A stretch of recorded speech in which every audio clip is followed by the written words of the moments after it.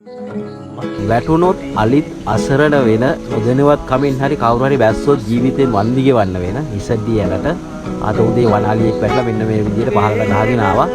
එයාව ගොඩට ගන්න වනජීවිකේ මහත්තුරු මහත් පරිශ්‍රමයක් දරුවා. ඉතින් එයා මේ විදිහට ගහන් ඇවිල්ලා මේ අලුත්ේ පාලමනකට ආවා.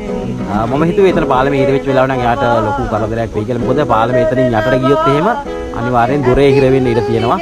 අතල දොරේ යකඩ බාර තියෙන දේ එහෙම හිර වුණොත් නම් මෙයා අනිවාර්යෙන් මැරෙනවා. එහෙම හිර වෙන්නේ නැතුව කොහොම හරි එයා පැත්තට වැටුනොත් නම් ආයෙත් පහලට ගහගෙන යනවා. ඊට පස්සේ පහලින් ගොඩ ගන්නත් අවස්ථාව තියෙනවා.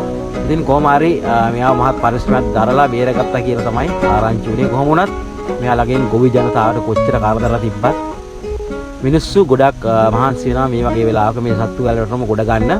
ඉතින් මේ සත්තු මේ ඇලට වැටෙන එක නතර කරගන්න මොන හරි ක්‍රියාමාර්ගයක් ගන්න තියෙනවනේ. ඒකෝ කරන්ට් පැටක් හරි අල්ල දිගට ගහන්න පුළුවන් නම් ගොඩක් වටිනවා. මොකද මේ ඇල නිසා ගොඩක් අලින්ගේ ජීවිත අහිමි වෙලා තියෙන ඇලක් මේක.